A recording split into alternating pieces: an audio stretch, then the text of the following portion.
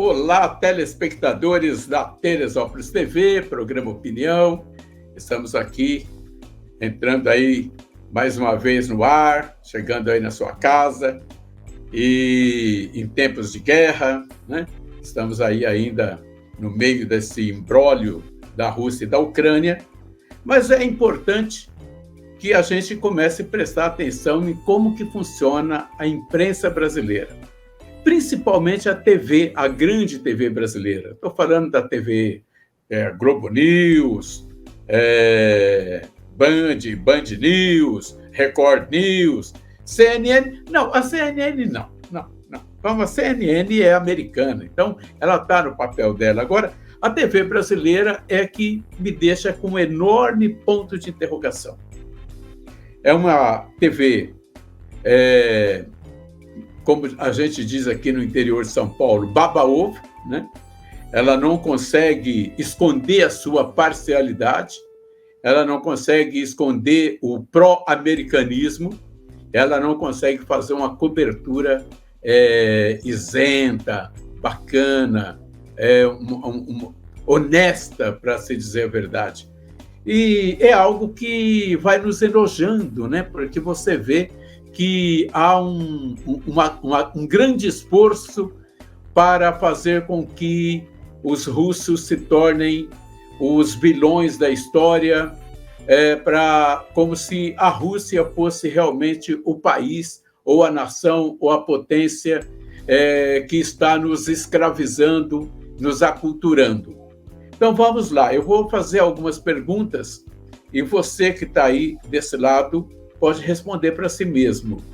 Qual é mesmo o nome daquele refrigerante russo que a gente toma toda hora aí nos balcões, desde o supermercado, do mercadinho da vendinha até os shopping centers mais sofisticados do Brasil? Qual é mesmo o nome daquele produtor, aquele ator de cinema russo que nós achamos lindo, maravilhoso, nós, as mulheres, e aquela atriz maravilhosa, linda, que nós, os homens brasileiros, achamos linda? É russa, né? Russa, são russos, né?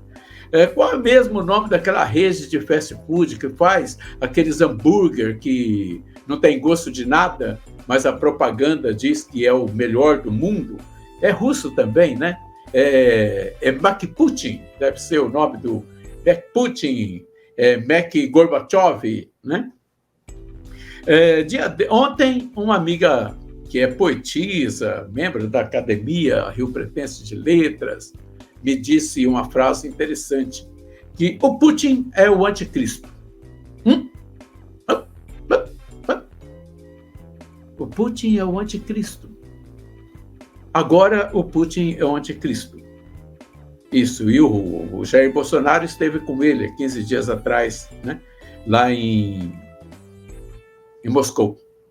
Então, acho que a partir de agora os evangélicos e os católicos vão descer do trem bolsonarista, porque, afinal de contas, ele é amigo do anticristo, né? Mas aí ela me disse outra coisa, que entre Lula e Bolsonaro, ela prefere votar no Bolsonaro, no anticristo, né? Eu não consigo entender muito bem isso, sem falar de Lula, né, de Bolsonaro, mas o que tem a ver Putin com Cristo? Por que essa mania de pôr Deus no meio das coisas, cara?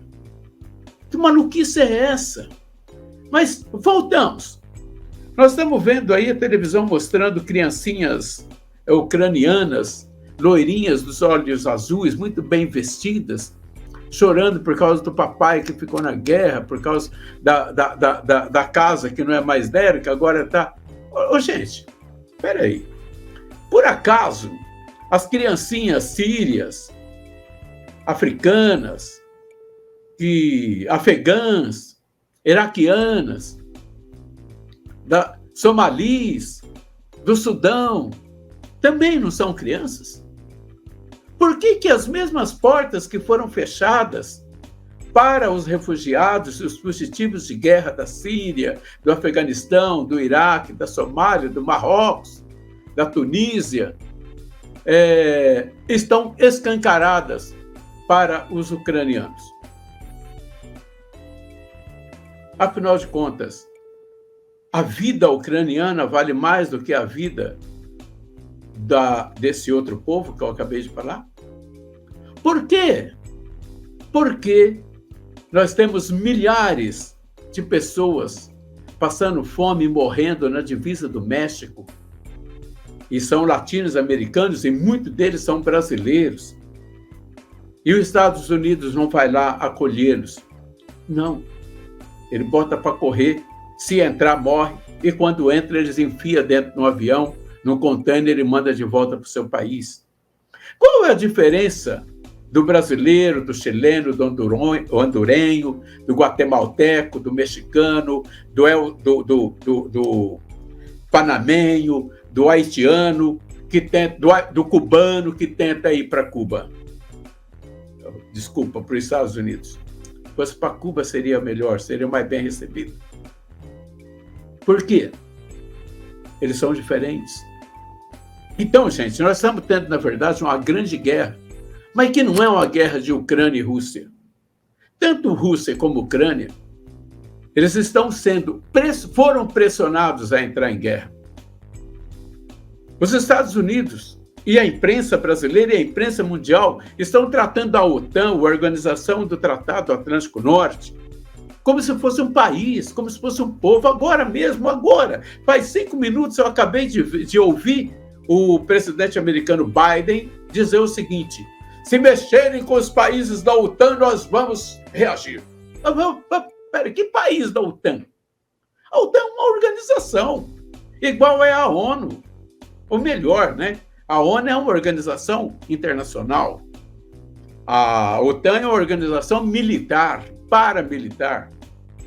Então, você começa a pensar o seguinte: o que está acontecendo de verdade? O que está por trás de tudo isso?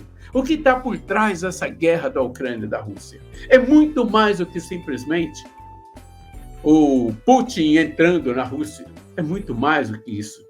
Só que a nossa imprensa não nos deixa discutir isso, não nos deixa pensar sobre isso.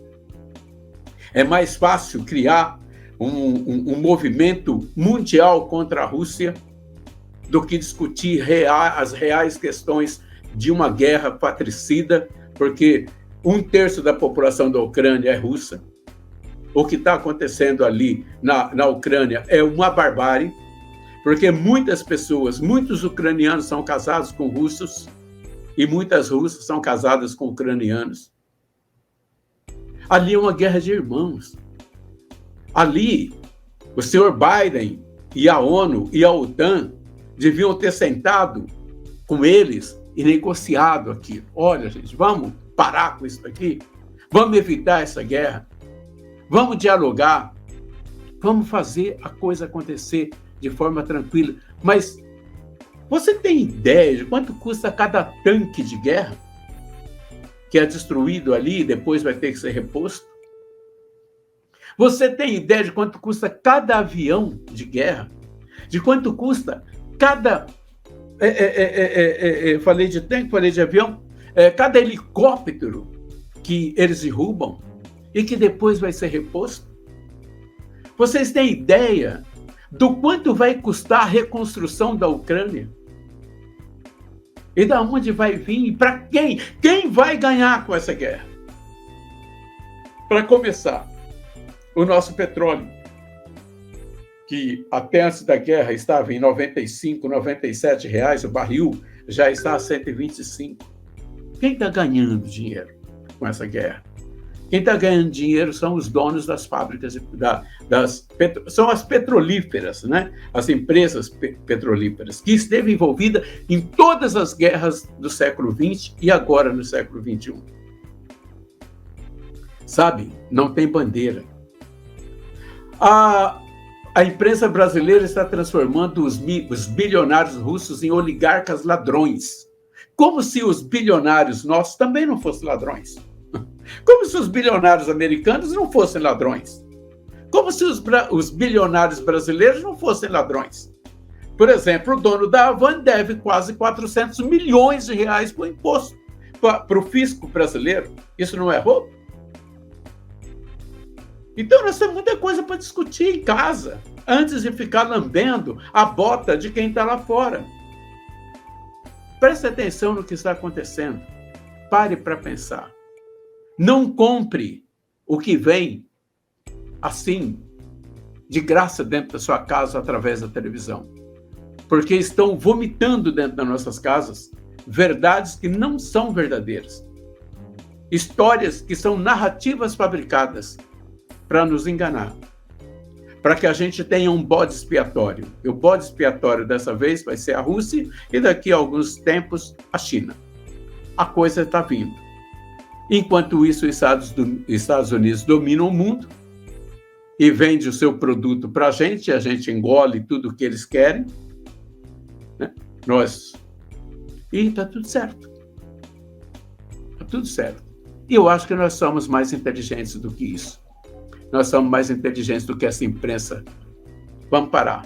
Está na hora da gente pensar por conta própria e mandar essa TV, essa grande TV brasileira, todas as redes de TV brasileira, das grandonas, para aquele lugar.